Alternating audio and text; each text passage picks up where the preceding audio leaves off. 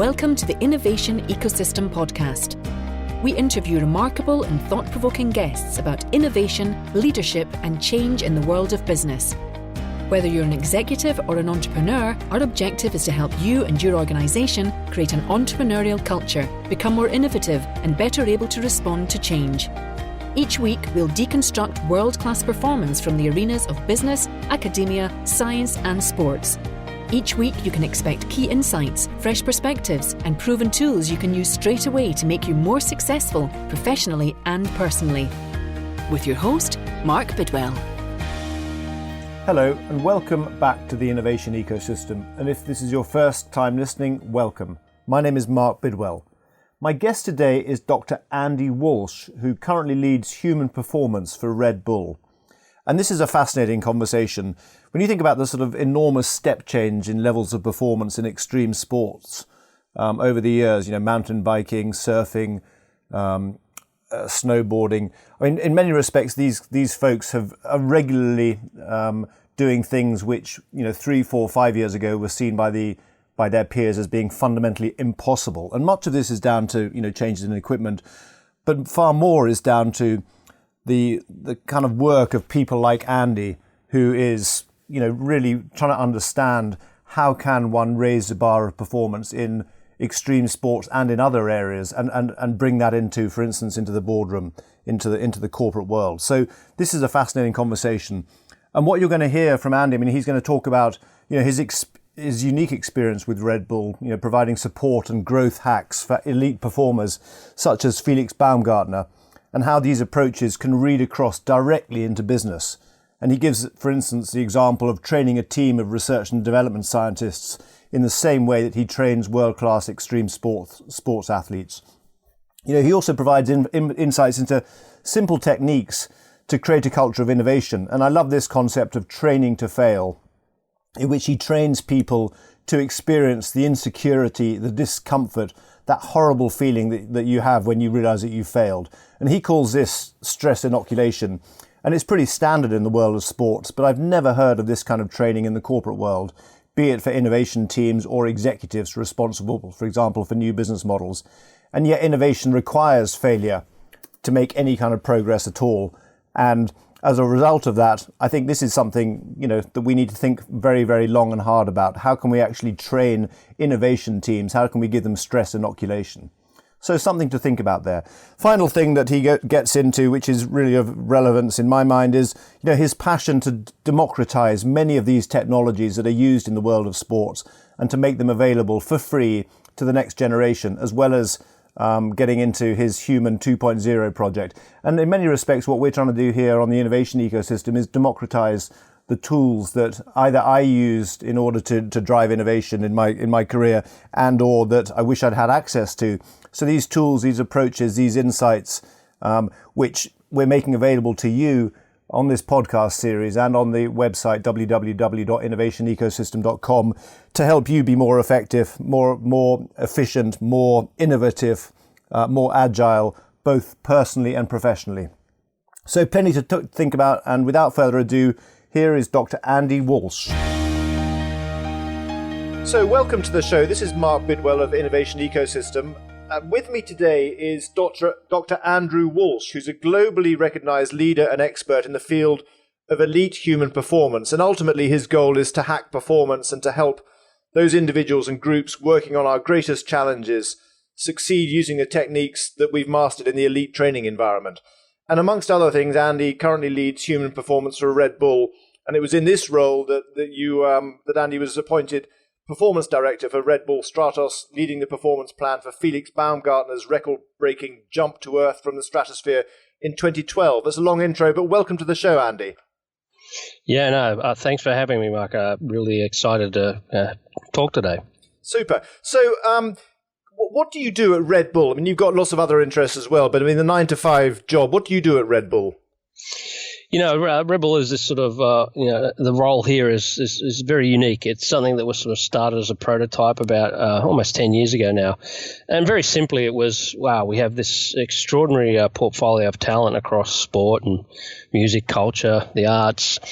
And we are sort of interested in supporting them and giving them assets or programs that will allow them to live and fulfill the dreams that they're trying to achieve? And can we set up sort of a formalized process to sort of help them along that journey? And it can be very tactical in terms of new equipment designs or pioneering some new technology that helps them perform at a higher level. It may be something very much, hey, we will help you sort of, dig a bit deeper into yourself, understand where your values are and what you stand for, and through that sort of spiritual life skills approach, sort of support their drive or their sort of journey towards that dream. So it sounds like it's tailored for the individual, but are there some fundamental sort of foundational knowledge or techniques or habits that you try and instill in everyone, irrespective of whether they're a snowboarder or a surfer or a mountain biker? Are there some fundamental things that start the journey, if you like? Yeah, I think that, as you said, it's interesting that the technical side of what they all do is very unique, obviously. And again, across sport, business, culture. But the reality in terms of a human, sort of understanding how to explore your potential as a human really starts with some simple paradigms. The first one that's really important to us is to sort of get a great sense of self, to help establish in that individual who is already usually at the top of their game in one form or another. So what are you here for? What do you stand for? The sort of conversation centers around better at who you are. It leads to sort of better at what you do. And so we spend a lot of time with these elite performers, just sort of asking them to sort of consider that framework. In our training evolutions, we create a lot of scenarios where we actually explore that edge with them. We push them a little. We challenge them in sort of unexpected or obtuse ways. And the meaning of most of that is to sort of, one, show them how they respond when the stakes are high, and give that insight. And through that sort of self-reflection in that moment of sort of saying, hey, this is how I react when in this particular situation, that's really an opportunity to say, is that appropriate? Is that what you wanted? Or is that something you'd like to improve and move on? And sort of that old idea that, when it's going well, everyone does great. When it goes, poorly or goes sideways, that's when you really know what people stand for, both yourself and your team. So it sounds very esoteric, but the reality is, for an elite performer or someone who's really at the top of their game, they have mastered so many elements of what it takes to be successful that it usually is about us helping them see things a little differently, or showing them a different perspective, or creating a training environment that explores their boundaries and their edges and their challenges. And their understanding of who they are improves, and through that sort of broadening of perspective, they then adapt and modify their training or their preparation in ways that we would never even recognize. It's just we kind of give it a kickstart, and then they, being the experts they are, take it to that next level. So I'm curious, because if someone comes in who's at the top of their game, they relate their sense of self to their performance, their sport. I would imagine you have some quite difficult, some quite interesting conversations with people who look at you and say, well, I know who I am. I'm at the top of my game, and let's move on to something else. Is it as simple? Because in the corporate world, people often their identity is so tied up with what they've achieved. And that can be very disconnected from actually, the true sense of self once you peel that away. Do you find that in some of these conversations with these people? Oh, absolutely. It's not this wonderful, idyllic, utopian world where we're all sitting in a circle holding hands, considering the sort of better version of ourselves.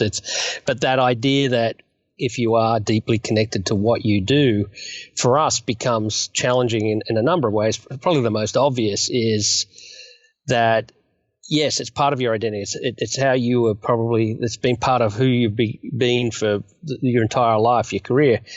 But if that relationship is not a supportive one, and i.e. it's becoming a little one-sided, then we know that, an early conversation we'll have with you, at some point you're going to get beaten. You're going to not be in this sort of top of the world sort of best-in-class category.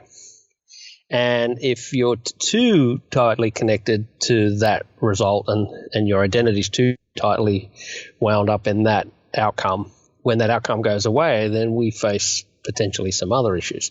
So at a very baseline conversation, it's about just say, hey, you're obviously extraordinary at this, and that's fantastic. And yeah, you get a lot of satisfaction and a lot of reward, and that's all wonderful and part of that gig. But there can be a different conversation to be had about really why you're doing it and what the dream and vision you have for it. And if that's just even considered and not a surprise to you, then that's a stepping stone for us. And again, it's hard to teach people who are the best of the world.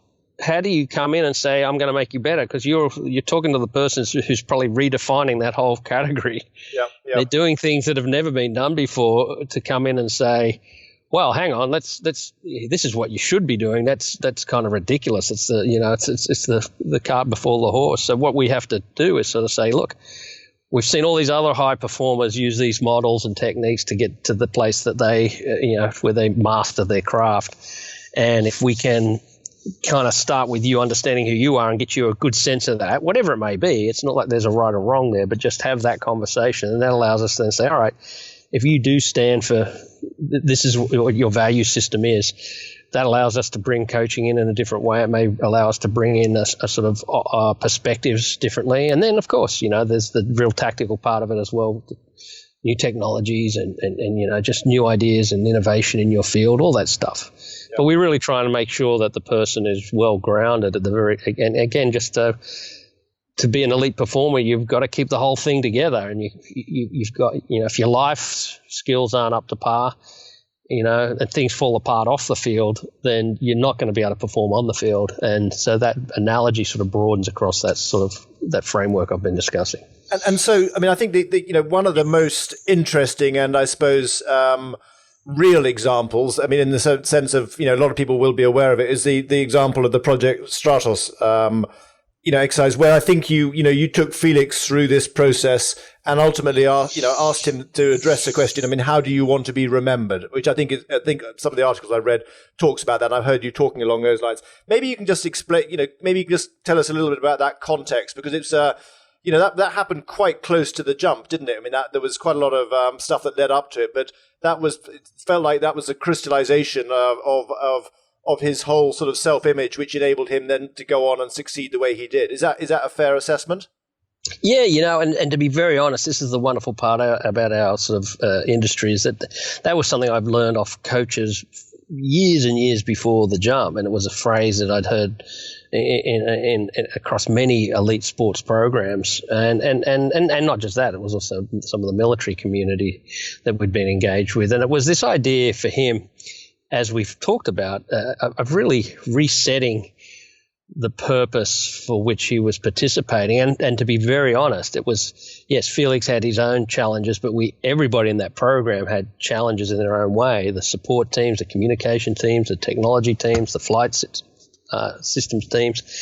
So I think obviously Felix is the extraordinary person he was able to achieve and do the jump, but the reality was that became a mantra for many of us across the entire team, and it was exactly as you say. It was this notion that we are going to bang up against things. We're trying to do something that's never been done before. Of course, we're going to make mistakes, and if to that earlier conversation we had, Mark, the idea that you're tied to the outcome here and now is great, but if that doesn't work out, what's left? So let's reframe our commitment to this project in the context of that legacy, and that then you get out of the process sort of focus, and you get into you get out of that sort of outcome of the day-to-day focus program, and you get into the idea of that ultimately the process will take care of itself and will be successful. Let's just focus on every day reflecting on that bigger idea and bigger value system, and that allows you to get through those many failures that we're going to face. And it was just one of many, but it was one that's, I think, it's just a nice, powerful little way to start that sort of conversation. And it was, as I said, I wish I'd come up with it, but I've got to make sure that I recognize that this is something I've heard many times over many years, and we just adapted it for this program. Yeah. Now you also, you work, as you said, in the when we first started talking, but I didn't mention in the intro, you work for a number of Fortune 500 companies. You work with DARPA. You do a number of other things. How does this translate into into the boardroom, into the executive suites of companies? I mean, these kind of conversations, how do you, because I mean, a lot of our audience will be listening and scratching their heads thinking, okay, well, what does this mean for me sitting in my organization, trying to make change, trying to drive innovation, trying to lead a transformation? What are the kind of big messages, read acrosses that you are able to bring from, Red Bull into the corporate world, if you like, Andy? Well, I think that the fundamental notion is based on the idea that at the top of the game, and in business or sport or in defense, there's this absolute passion and drive to obviously outperform the competition. And there's this very clear goals and targets you may have and tend to have that allow you to sort of measure how well you're doing. So whether or not the skill is, kicking a football or, running a boardroom, the notion of innovation, of adapting to change, of being ahead of the competition, of leading the team well, of creating, a culture that it sort of manifests itself around these ideas of loyalty and courage and creativity. I think all those things are actually very, very similar. So the answer to your question is usually very obvious. We don't treat any of those communities very differently at all. And we've learned, obviously, across all 3 or 4 of those domains that there's 1,000 ways to do this. And to be very clear, yes, pay attention to what others are doing and watch and just learn, but make sure that you define your own relationship in this environment and what you stand for. And in doing so, take the initiative to do things according to your vision and your values and what's important to you and your community. And that way you will set yourself up, I think, to be successful. Many cases we see people trying to copy other successful organizations and copy them very directly. And unfortunately, that's great to get you in the top group. But to lead that top group competitively, if you're following someone else, that's just by default, you're always going to be behind. So we try to always instill this notion that, yes, it's important to be aware and understand and learn from all these related groups. But at the end of the day, you've got to take all that on board and then make it your own. And by making it your own, you give yourself the best competitive advantage. Yeah, because I think in some of your materials, you talked about the kind of the game-changing, the levers, I guess, that really make the big difference are things that can't be measured, like life skills, creativity, spirituality, those kind of things, which are, the rest of the stuff, I guess, is table stakes. It gets you to the top 1%, to really outperform at the top 0.1%. You need to really connect with these other unmeasurable characteristics, I guess. Yeah, I think everyone recognizes that the technical side of what you do to achieve success in your field, there's obviously a lot of work and effort and attention that has to be paid there. At the end of the day, then you are left with these other opportunities with respect to creating that environment that culturally is attuned to what you're driving and has those things such as courage and loyalty and empathy and resilience and creativity and those things are hard to measure. They're written everywhere. People put them up as value statements, as sort of mantras for their organizations. And I think we recognize them very clearly when we see them. I think it's hard to actually say how you would actually measure it, i.e. or improve it. So I think for us, it sort of remains one of those areas that are equally as if not more important at the very top, because that's the space that's the hardest to measure. Hence, it's there's the least unknown about it. And in that regard, we see that how important it is and how much we need to do to sort of make sure we're paying attention to that. And in many cases for elite programs, that comes a lot down to selection. You try and identify that early, what's important, and then build your team or your community around those values. So that's a great segue to my next question. I mean, you talk a lot about hacking creativity, hacking talent. So for a leader, for instance, so let's say a leader building a team in a large organization, wanting to innovate or wanting to push forward a new project in a different way, perhaps in an organization that's under threat from regulation or changing competitive environment, whatever. What kind of advice would you give to that leader around selection or developing their talent in order to be tooled up equipped to do this kind of work? I'm just interested in what advice you'd give on that front. Well, obviously not knowing the specifics, the generalities that we look for is that the emphasis on selection at the top of the game is critical. I mean, you need to know what you're trying to achieve, and then you need to be fairly rigorous and astute about how you select for it. And I think that's what we see as a characteristic, again, of great organizations or great teams. They have developed a culture where within there's a very clear notion of what they stand for and why they are doing what they're doing. So their values are typically aligned. And you need to then, once you've characterized that end game, whether it's where you are now or where you want to be, you then need to select against that, because everyone brings something different to the table, and certain communities and certain groups, people are obviously by design going to fit or mesh more closely to that, but some others are not going to be as supportive. And it's not about picking a team of identical robots. It's absolutely about diversity across that portfolio, and in terms of what they bring to the table, but their underlying value system should be closely aligned. Yep. So I see some of the best programs in the world spending an inordinate amount of time on selection, because you get that right, the rest is a lot easier. If you mess that up, then it just is problematic, and ultimately is a lot of resources wasted trying to correct it.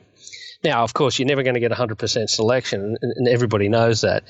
But you make that piece well, you sort that piece out, then it leads to an easier transition to the rest. And again, I think in the sporting world, an interesting analogy compared to business is that sporting selection is never ending. Well, military is very similar as well. Yep.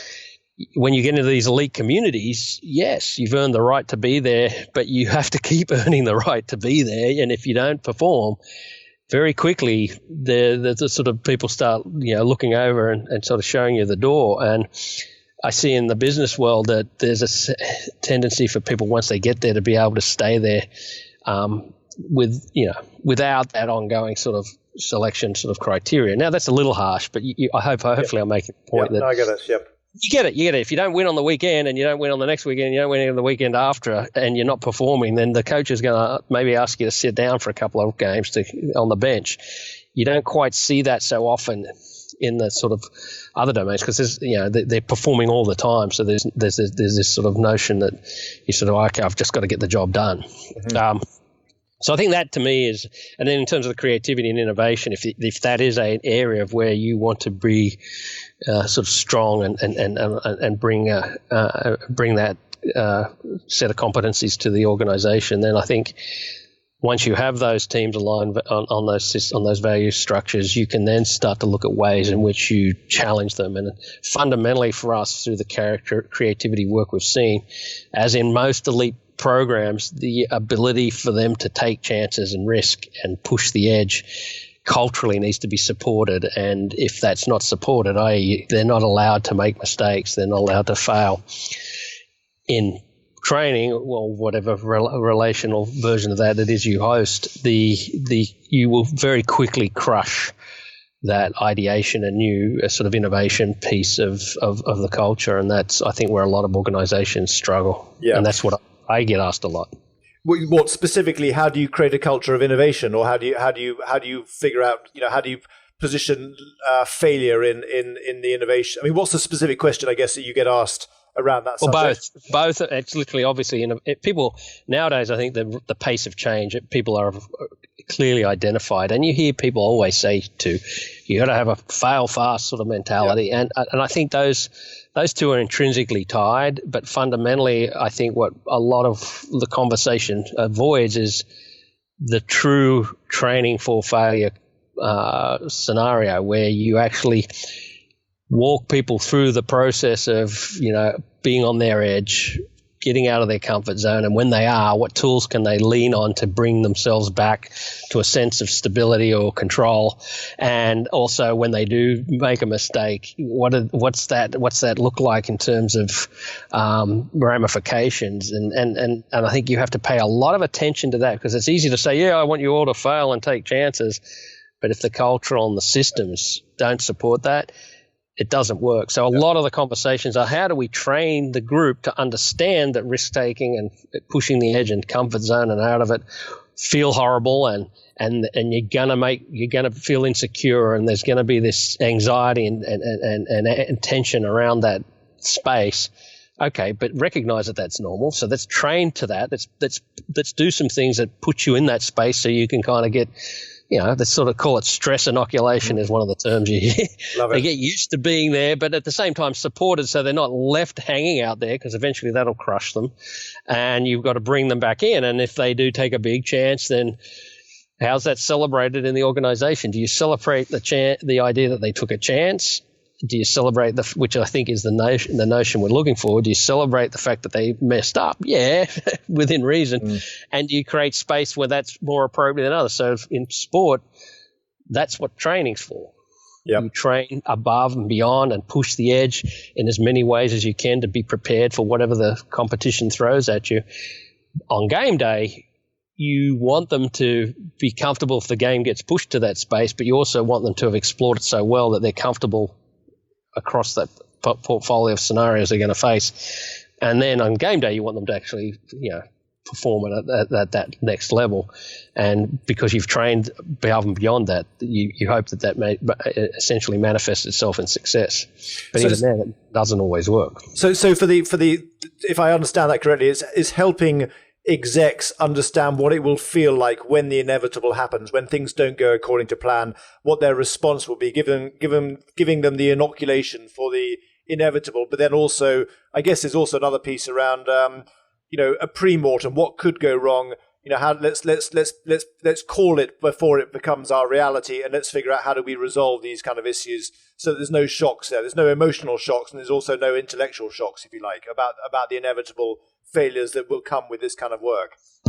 Yeah, and then this is for a group who you're trying to drive to push the boundaries within your business. It may not be, as I've said many times, it's probably not your accountants, who they're not running down and putting all the earnings on black in Vegas. You want to balance it across your portfolio, and even if to be very clear, if you are pushing the edge and you are challenging status quo and redefining that space or genre, the idea that you're going to prepare for everything is wrong. You've got to be able to prepare them to be for the unprepared.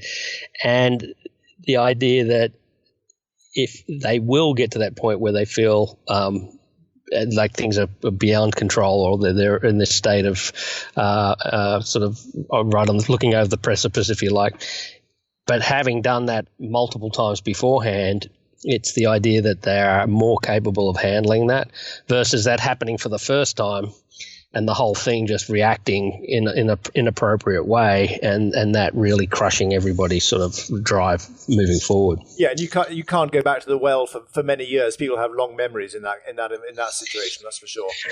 Yeah, they do, and that's natural. And in some businesses, and again, we've been very generic here, that in some businesses the tolerance for that kind of exposure is going to be much less. But I always encourage the community, if just a gut check and see, is that what they want? Is that really what you want to do? Because if you do, you're going to have to create a way of making it happen. And one of the simple metrics that's been thrown around again for many years by a lot of people is, let's look at the number of experiments as an organization you ran last year. And if that number is low, then obviously the expectation for innovation around that is naturally going to be a subset of that number. So if you've only done 5 experiments or tried 5 completely new things or pushed the edge in 5 different ways, guarantee that 80-90% of them won't work. So you may get 1 out of the 5. Mm-hmm. If you've tried 30 or 40 different things, again, resources and all that being accounted for, then the expectation is that you'll probably see a few more things pop through as successful.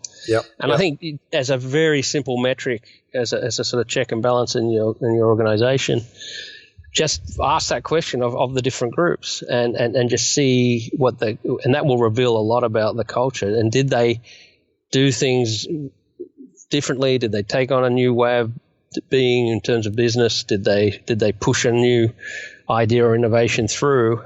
And if the numbers coming back are very low, your probably expectation is knowing that most of those things are experiments, so most of them are just going to be lessons in learning. You're going to see the metric will probably give you some insight. Yeah, absolutely. So, Andy, maybe we can switch gears a little bit, because when we spoke the other day, I mean, you also talked about, I think the language was around. There's a lot of you got energy around, a lot of the tools that you're using with these athletes and in the military and with the corporate world. You have energy, I think, around making them available for kids. So I'm really interested in, maybe you could just say a little bit more about that. What's behind that? I mean, is this the answer to the question, how do you want to be remembered? Yeah. Well, I think for me, that's absolutely part of that mantra. For us, I always recognize the extraordinary opportunities and the wonderful things that these elite performers teach you, and not only about what they do, but also about yourself. And that experience has obviously allowed us to have these extraordinary exchanges with these wonderful performers, and hopefully learning from each other has sort of elevated that game. Now, that to me is one piece of it. That's sort of like, okay, that's maybe the R&D program of what we do. So let's take out of all those things the basic concepts that seem to be translatable across genre, across domain, and also down the development pathways. And how do we get those things into the hands of that sort of next group, so that they, for me, come to the table with sort of already learning from all our lessons, so they're better prepared to take that next step and face their own challenges. And if one of our sort of frameworks that we're trying to establish is, how do we do that? How do we simplify this concept of talent? How do we, obviously, through our understanding, make it actionable, and do our training evolutions in principle cover off on certain ideas and notions of performance that are then able to be shared in a broader community? And in our test cases, it's always been a resounding yes. Of course, the context and the stakes are always managed accordingly, but the principle of what we're trying to teach is not. I.e., back to the notion of failure, that very cliched statement that pushing the edge and finding out what's not working is really an opportunity to learn about how you can improve versus a mistake you should be punished for. And that fundamental lesson, if you're watching skateboarders, you're watching action sports athletes, you watch in elite sort of R&D institutions where they're encouraged to just push and push and push, you see it manifest itself. It's how do we get that into the hands of the youth so that they can then use it and improve upon it, obviously. So it's basically democratizing these insights, these tools, these approaches for people, for the next generation, essentially. Yeah, we call it democratizing talent, and just for the simple notion of, yes, it's great if you're an extraordinary performer and getting paid well to be at the top of the game. There's no reason why the subset of that couldn't be just shared openly and freely to the rest, and then the whole system grows and evolves. And is this an explicit program, or is it still an idea in your mind that you're working on? No, we actually have prototyped it across. So we've been taking elite programs developed in one category, let's say sport, and then we've obviously translated it across to business and other, and we look to see how well it shifts, and vice versa. So we see that translation effect work well. We've recently done it even more broadly to elite group of sort of R&D scientists. One of a particular group who are working on really advanced technologies. We're like, let's treat them like we would an elite athlete and put them through a modified version of some of our training. And again, they're like, holy hell, this taught me a lot about myself. And we have no idea, how that's going to manifest itself. But the initial reaction, because it was only done a few weeks ago, is, wow, I learned so much about myself today, and I learned so much about how I communicate and all these things, that I can't see it not having a positive impact. And to be clear, we can't come in and teach that group how to understand physics of, the next generation computer chips any better, because we have they go to Harvard or MIT or wherever, Stanford, and learn that. So, and they've done it for 40 years. So we can't add much value there. So, and that's where we want to go. And we've also, obviously, over the years had development programs for children across different sports and things. And we see the impact there. it just, you always got to keep it a little bit more fun and lighthearted. But it's not the be-all and end-all. I just think it's another wonderful approach to support people really being able to push their own potential and not kind of just doing it without the insight. We can say, well, we've had a lot of people do that for many, many years, and this is what we've seen. So if you're going to do it, here's kind of some tools that may be helpful, and hopefully give them a head start. Yeah. Because I think you mentioned when we spoke earlier, I mean, we're living almost in the Star Wars era. The sort of the potential for the exponential human being is within grasp, essentially. Oh yeah, I think that you've probably heard me speak to the idea of the evolution of evolution. This shift in the idea that evolutionary development as a broad construct has been organic. It's been a case of the typical Darwinian model, but now for the first time in history, humans are coming together with tools and identifying techniques that are allowing us to modify that evolution. And there's a whole philosophical existential conversation around how far and how much, but that capacity is now becoming democratized, if we use that language. So what does that mean? And can we take that evolutionary step in the way that it's going to be positive and contributive? And if we do so, what will that look like? So we spend a lot of time focusing on that space now under a sort of pseudonym of a Human 2.0 project, we call it. And it's literally, if we can allow people to explore their potential at a higher level, if we can allow them to, have a faster progression to whatever it is they're trying to do, and can we allow them to be sort of, happier, if you like, for want of a generic term, or at least feel comfortable when they do take on these bigger challenges? What would it mean if everyone had that ability to take that next step and felt supported in doing so? And what would we achieve? A lot of questions, more questions than answers at this point, but it's coming. Mm-hmm. Coming very quickly, and it's sort of a passion of ours is how do we understand where we are now so that we can help shape that developmental pathway. I don't know if it's better to make everyone 50 IQ points better, smarter. If that capacity existed or could exist in the near future, is it something we actually want to do? I don't know, but if it is a capacity we're developing, through implantable chips or ubiquitous sensing and connectedness to the web, all these sorts of ideas that are coming through of sort of human-machine interface and our relationship with artificial intelligence, all those things are now starting to be like, okay, let's definitely not let the machine get too far ahead.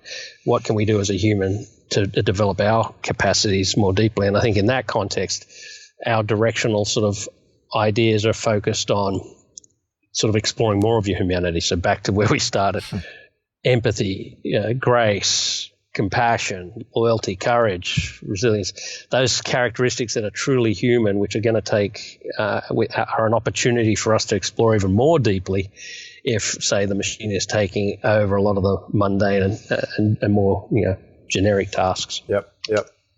So beginning to wrap this up, but I mean,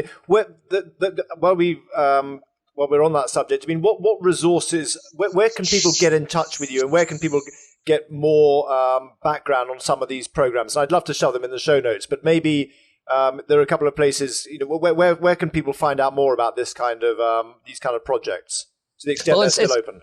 Well, they're still open. I mean, many of them are sort of documented. Particularly the work at Rebel has gone through all our channels, media. You can see the sort of videos and those clips. There's some of those talks that we've been supported over the years where we touch on this. One of our roles is to make this a little bit more even available now. So how do we do that? We're sort of exploring that today. But one of the things we have established over the years is we're a very open community here, and a lot of the work we do is as a result of all these other partnering groups. So anyone who comes through our lab here in LA is welcome to watch and check it out and reach out directly. And as I said, it's a relatively small industry. So there's once you kind of sort of dig a little, you'll find that there's some extraordinary people playing in very related fields, and it's not hard to connect with them all. Yeah. And specifically, I mean, I think you're on Twitter, you're on LinkedIn. Yep. So we'll put all those details in the show notes. So, I mean, this has been great, Andy. Listen, the three questions I sent you earlier, maybe we can just pick those up before we wrap this up. I mean, firstly, what have you changed your mind about recently?